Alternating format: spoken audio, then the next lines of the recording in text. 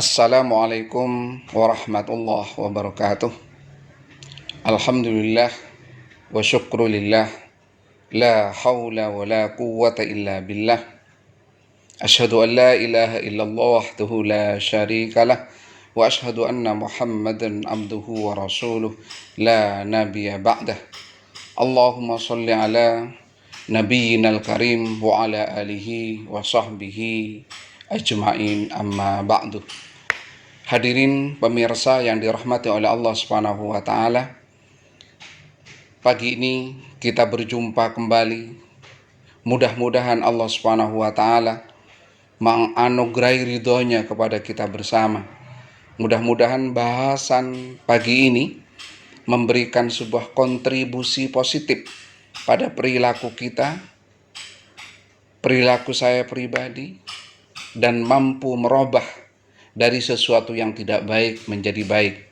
Hadirin yang dirahmati oleh Allah Subhanahu wa taala, saat ini saya akan bicarakan tentang dahsyatnya orang membaca istighfar.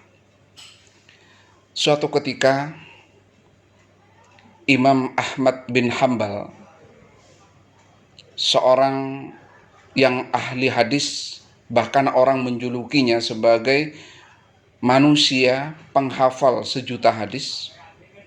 Beliau juga termasuk di antara 4 madhab, makanya disebut dengan madhab Hambali, Ibnu Hanbal. Suatu ketika Imam Ahmad bin Hanbal tiba-tiba ingin keluar menuju kota Basrah. Dia tidak tahu kenapa dia menginginkan ke sana. Pada usianya saat itu sudah tua. Kemudian sesampai di Basrah, beliau masuk ke masjid, sholat isya, dan setelah sholat isya, beliau ingin istirahat di masjid.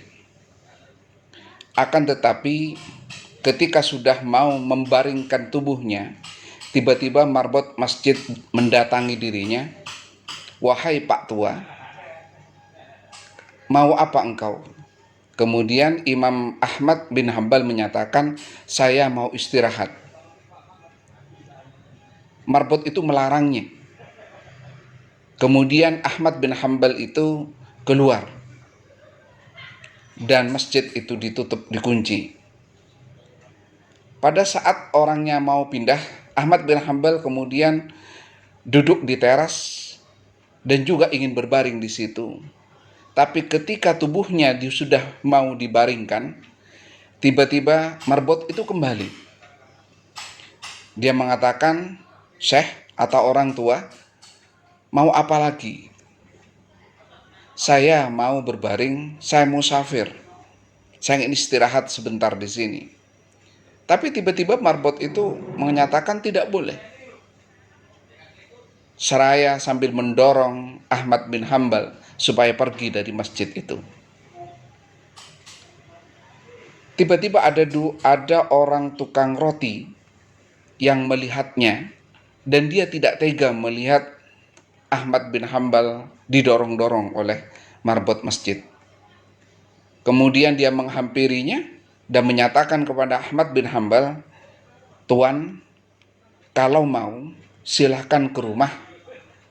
Walaupun rumah saya kecil, tapi Tuan bisa menginap di rumah saya." Hadirin yang dirahmati oleh Allah Subhanahu wa taala, akhirnya Ahmad bin Hanbal menginap di rumah itu. Orang ini aneh.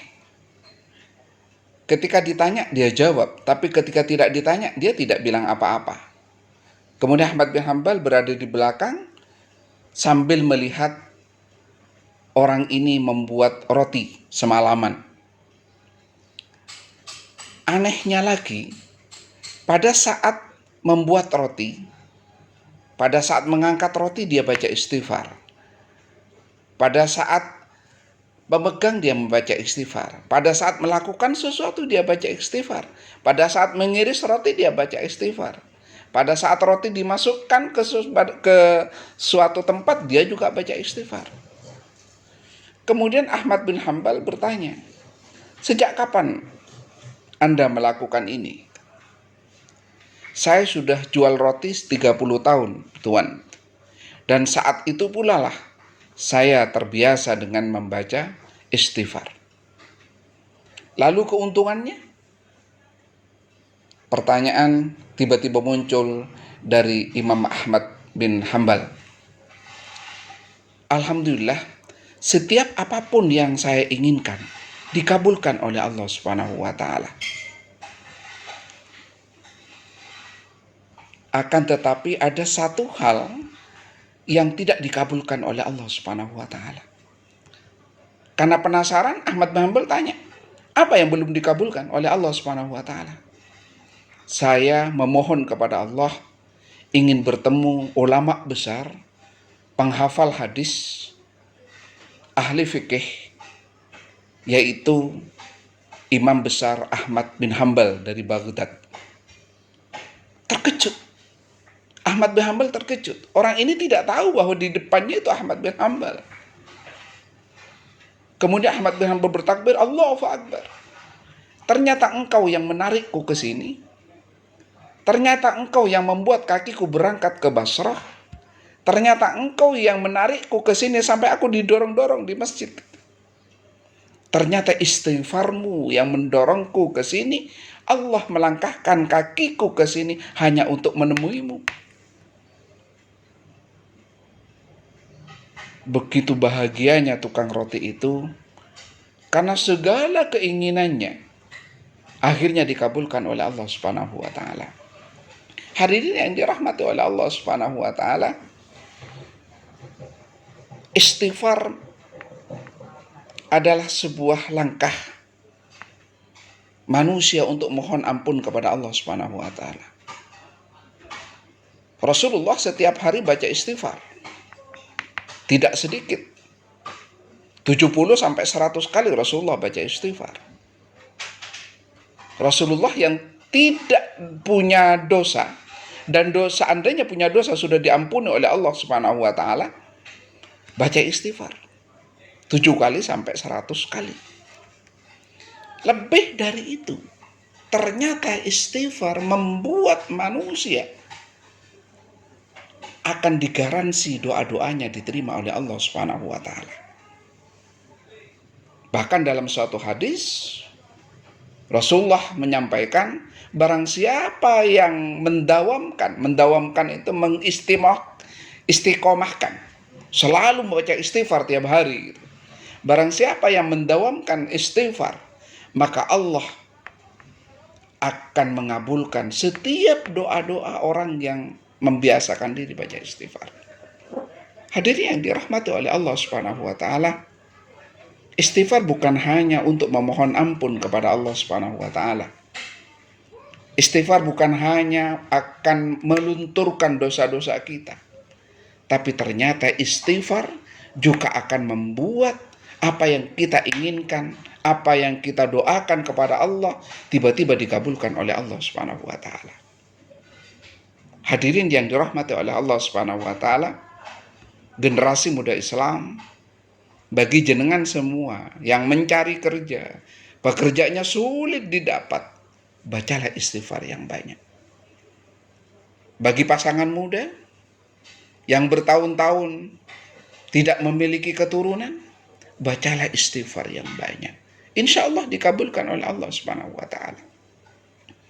Bagi rumah tangga yang sudah berusaha sekuat tenaga dan berdoa, dan ternyata keadaan ekonominya masih tidak juga baik, bacalah istighfar yang banyak. Insya Allah akan dikabulkan oleh Allah Subhanahu wa taala. Bagi masyarakat, bagi pedagang, bagi siapapun yang memiliki hutang yang banyak, masalah yang banyak, kesulitan yang dihadapinya, bacalah istighfar. Maka insya Allah Allah akan mengabulkan doa-doa kita.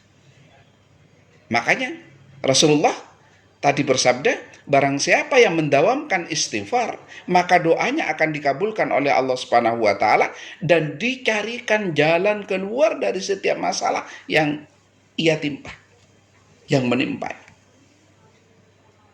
Hadirin yang dirahmati oleh Allah, ternyata begitu dahsyat Ternyata begitu dahsyat bacaan istighfar. Hadirin yang dirahmati oleh Allah Subhanahu wa taala, Rasul seperti yang saya sampaikan tadi, 70 sampai 100 kali Rasulullah baca istighfar. Apalagi kita.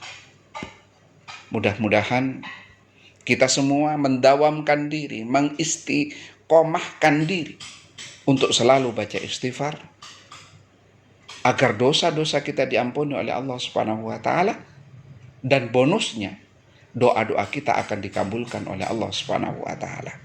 Billahi taufiq wal hidayah wal ridha wal inayah.